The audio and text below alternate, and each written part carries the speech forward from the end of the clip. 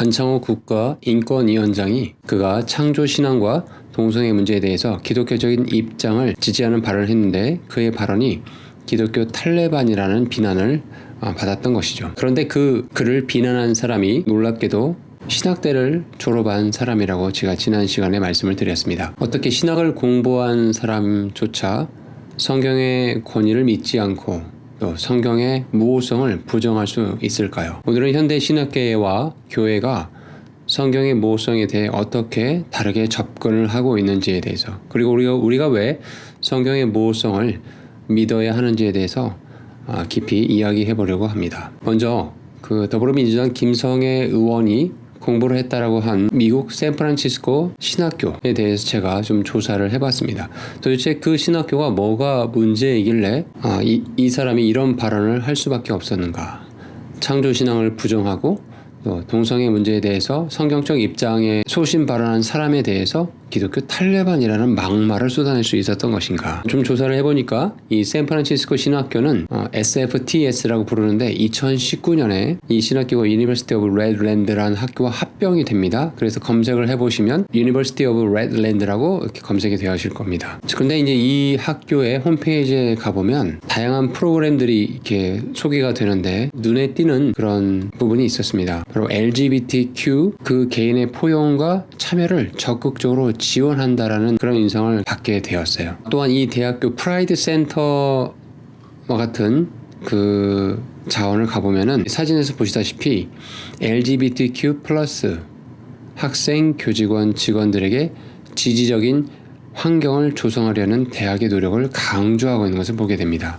이 신대원에서 운영하고 있는 프라이드 센터는 LGBTQIA2S 플러스 상당히 길죠. 이 사람들에 대해서 특별한 대우를 해주고 있었던 것으로 보입니다. 성경은 분명히 단순 명료하게 하나님께서 자신의 형상대로 사람을 창조하시고 남성과 여성으로 인간의 성을 창조하셨는데 성경의 말씀을 근거로 신학생을 가르치는 것이 아니라 인본주의적인 그런 흐름에 쫓아서 이 신학교에서 가르치고 있는 것을 우리가 보게 됩니다. 소위 말하는 성소수자, 이 사람들에게 별도의 장학금을 지급하는 제도도 이미 만들어 놓은 것으로 보입니다. 몇 가지 더 검색을 해보니까 그 대학교 구약학 교수인 로버트 B. 쿠트라는 그 교수가 쓴 논문을 보게 되었고 좀 살펴봤어요. 네, 레이기에서 동성애 금지가 나오는데 이게 고대 이스라엘의 특정한 문학적 상황에만 해당되는 것이며 그의 논문에서 이렇게 얘기를 합니다. 신약 성경의 가르침과는 관련이 전혀 없다라고 논문에서 주장을 합니다. 신약 성경은 모든 사람을 포용하는 사랑과 정의를 강조하기 때문에 교회가 레이기의 율법을 선택적으로 적용해서 LGBTQ 플러스 사람들을 차별하는 건 부적절하다라고 비판하면서 기독교에서는 거룩함의 기준을 사랑에 기반해야 된다라고 제안을 합니다. 참 말은 근사해 보이고 또 기독교의 사랑을 실천하는 것으로 보입니다.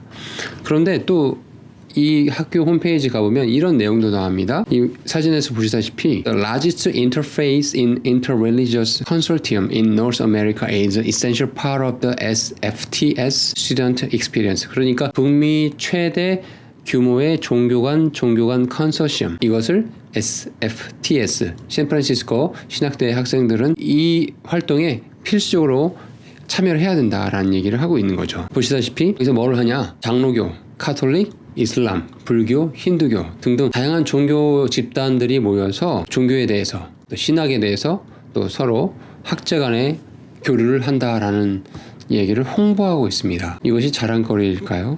여러분 그 더불어민주당 김성애 의원이 공부했다라고 한 이 샌프란시스코 신학교의 간단한 모습을 좀 우리가 살펴보았는데 여러분 이 신학교는 어떤 곳입니까? 하나님의 말씀을 선포하는 사람들 또 선교사 사역에 뛰어들 선교사를 배출하는 말씀의 군사를 훈련하는 곳이 바로 신학교 아닙니까?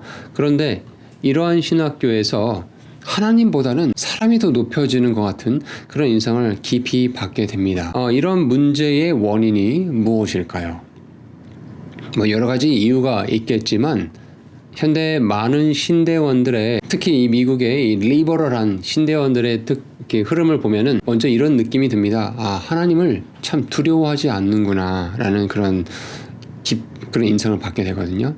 또한 성경의 무호성, 성경의 권위를 굉장히 가볍게 여기는구나 라는 그런 생각도 듭니다. 이번 영상에서는 하나님의 창조 신학, 성경에서 말하는 창조, 또 성경에서 말하는 여러 가지 인간이 짓지 말아야 할 죄들에 대한 그런 내용들을 사람들이 취사 선택을 하거든요.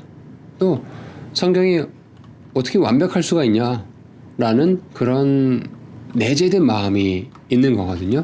그래서 그것이 얼마나 잘못된 것인가를 좀 이야기하려고 합니다. 성경의 무호성을 너무 가볍게 여기는 그런 현상에 대해서 이런 전반적인 원인이 있지 않는가라는 좀 생각이 듭니다. 크리스찬이라면 또 특별히 신학대에서 가르치는 또 공부하는 교수와 학생들이라 한다면 성경의 무호성에 대해서 분명하게 알고 또 확실하게 그 믿음을 갖고 있어야 합니다. 성경의 무호성이란 성경이 오류 없이 완전하다라는 믿음입니다. 단순한 신학적 개념이 아니라 우리의 신앙의 기초가 되는 중요한 진리예요. 이 믿음이 왜 중요한지 몇 가지 이유를 통해서 좀 설명을 드리도록 하겠습니다. 먼저 첫 번째, 성경 자체가 완전하다라고 말씀을 하고 있습니다. 시편 12편 6절에 보면 주의 말씀, 하나님의 말씀은 순수하고 흑도가니에서 7번 단련한 은과 같다라고 말씀을 하고 있습니다. 또 시편 19편 7절에서도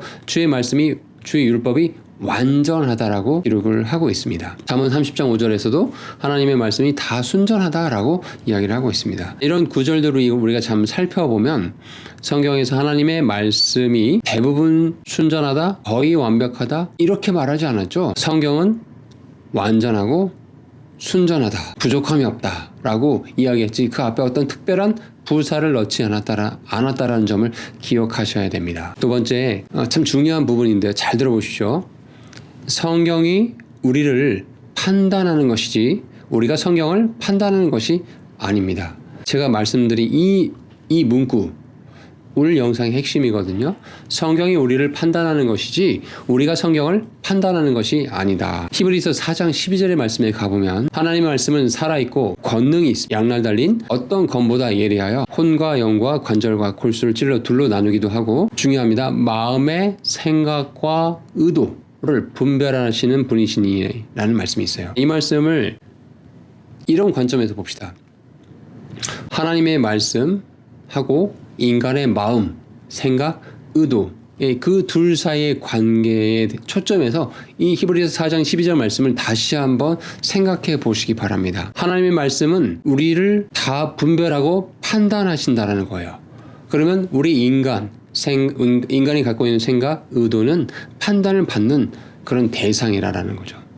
어떤 이유에서든지 하나님의 말씀을 일부분은 인정하고 우리가 일부분은 판단하고 일부분은 수용하고 이런 식의 태도를 취해서는 절대 안 된다는 얘기를 지금 히브리서 4장 12절의 말씀에서 하고 있는 것입니다. 로마서 9장 20절에도 이렇게 말씀하고 있죠. 오 사람아 내가 누구이기에 하나님께 대꾸를 하느냐라는 반문의 말씀을 하고 계십니다.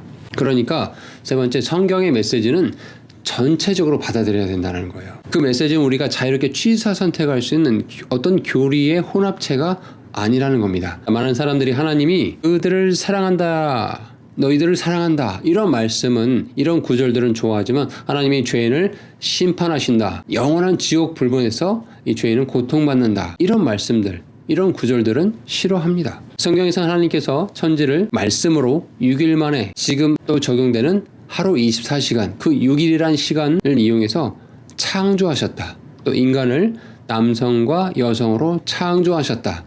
동성애는 그런 인간의 창조의 원리를 역행하는 것이기 때문에 분명히 죄다라고 성경에서 말씀을 하셨습니다. 근데 사람들은 이것을 취사 선택을 하려고 합니다. 매우 경솔한 태도죠. 매우 어리석은 태도이고 하나님을 무시하고 하지 않는 그런 태도를 보이고 있는 것입니다. 한번 잘 생각해 보십시오. 아니 성경은 내 이웃을 내 몸처럼 사랑해라 라고 분명히 말씀하셨죠. 이 말씀 많이 실천하려고 노력하실 거예요. 근데 동시에 그 동일한 우리가 보고 있는 그 성경이 세상의 창조, 인간의 창조, 또 타락, 구원, 지옥, 천국, 심판 영원한 보상과 형벌, 이런 것들에 대해서 성경 곳곳에서 구체적으로 기록을 해 주셨잖아요. 인간에게 어떤 것은 받아들이고 어떤 것은 내버릴 수 있는 그런 취사 선택할 수 있는 권리가 있을까요? 잘 생각해 보시기 바랍니다. 하나님께서는 당신의 말씀을 시편 119편 89절에 가보니까 주의 말씀은 영원히 하늘들에 고정이 되어 있다, 정착이 되었다라고 말씀하셨어요. 그러니까 하나님께서도 친히 자신의 말씀을 영원히 하늘에 정착시켰다. 이 말씀은 무슨 얘기예요? 아무도 바꿀 수 없다, 변개할 수 없다라고 분명히 말씀하셨어요. 이 얘기는 무슨 얘기예요? 반드시 말씀하신 것은 반드시 이루신다라는 말씀이죠. 성경은 믿음과 실천을 위한 유일한 근간입니다. 만일 성경이 믿을 만한 것이 아니라고 한다면, 무한 것이라고 한다면 우리의 신앙의 근간은 무엇에 두어야 하겠습니까? 결국 성경이 오류 없이 완전하다라는 믿음은 우리의 신앙의 또 우리의 믿음 생활의 근간이 되는 것입니다. 만약 성경이 믿을 만한 것이 아니라면 우리는 무엇을 믿어야 할까요? 제가 서두에 어떻게 신대원 출신이 하나님의 창조를 부인하고 성경에 분명히 동성애는 하나님의 창조의 원리를 역행하는 것이기 때문에 죄다라고 분명하게 기록되어 있음에도 불구하고 그것을 부인하면서 오히려 그 창조 신앙, 성경대로 믿는 그 신앙, 성경이 무효하고 성경의 권위를 인정하는 그 신앙을 비판하고 또 기독교 탈레반이다라는 막말을 쏟아낼 수 있었던가. 그렇게 망가질 수밖에 없는 그 이유가 뭐라고요? 그가 공부한 신대원에서 성경의 무효성, 성경의 권위에 대해서 가볍게 여기는 거예요. 또 혹시 저와 여러분이 섬기고 있는 교회에서 또 여러분 스스로가 갖고 있는 어떤 믿음의 모습들을 잘 돌아보시기 바라요. 나는 성경대로 믿는 사람인가? 나는 성경의 권위를 인정하는 사람인가? 나는 성경이 무효하다라고 그렇게 100% 확신하고 있는 사람인가? 혹시 이 질문에 스스로 대답이 어려지는 분들이 있다면 자신을 잘 돌아보셔야 합니다. 이번 영상을 계기로 성경의 무효성에 대해서 다시 한번 생각해 보시고 성경의 무효성을 믿는 것이 얼마나 중요한 것인가를 다시 한번 기억해 보셨으면 좋겠습니다. 우리에게 필요한 것은 세상의 변덕스러운 가치가 아닙니다. 지금 신학교에서조차도 LGBTQ에게 장학금을 주고 그들을 이해하려고 학제 간에 무슨 대화를 하고 또 종교 통합 활동을 통해서 모든 종교를 이해하려고 하는 이런 것들은 다 세상의 변덕스러운 가치에 따라서 인본주의 그 인문학의 흐름에 따라서 하는 행동들이거든요. 하나님께서 이걸 허락하셨을까요? 하나님이 이런 일을 기뻐하실까요? 우리는 변치 않은 하나님의 말씀을 신뢰하는 것이 매우 중요합니다. 성경은 오류 없이 완전합니다. 이 믿음을 꼭 간직하셨으면 좋겠습니다. 남은 명절, 추석 명절 동안 평안하게 잘 지내시고 한 주간 평안하게 지내시고 나서 다음 주에 또 건강한 모습으로 뵙겠습니다. 샬롬.